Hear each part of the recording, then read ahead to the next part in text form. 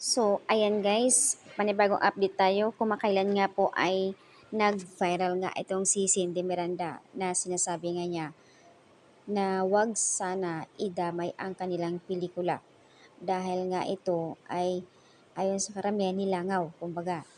Kaya humingi ng ah, pabor si Cindy Miranda na wag idamay ang kanilang pelikula. Gusto lang naman nila kumita at magtrabaho ayon sa kanyang ah, binitawang salita doon sa press con.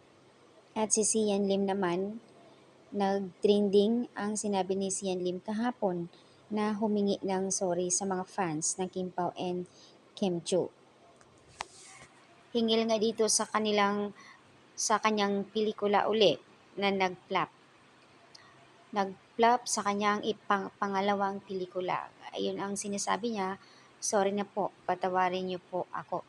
So yun po, marami ang nagbigay reaction dito sa sinasabi ni Sian Lim na ayon sa mga fans, deserve mo yan dahil madaldal ka. Karma is real. Kung talagang may fans ka, no need to blame Kim fans at wala ka talagang charisma at talent.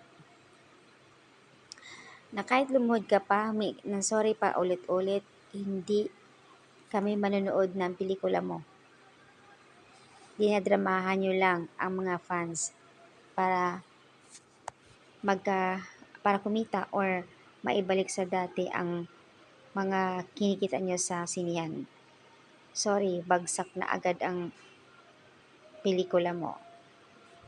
Ito yung sinasabi nila na kapag may ginagawang kalukuhan, talagang maibalik at maibalik talaga sa'yo, lalo na yung niloloko mo yung taong mabait. Kailangan ni Sian Lim ng packaging kung kumbaga sa produkto na magkaroon siya ng ibang PR strategy, akma sa kanyang imahe at ibang nakagis ng KMC noon na baguhin niya ang mga moves. Anyways, so ayan po guys ang update sa paghingi ni Sian ng tawad sa mga fans ng ni Kim Cho dahil sa kanyang pangalawang pelikulang na flop muli.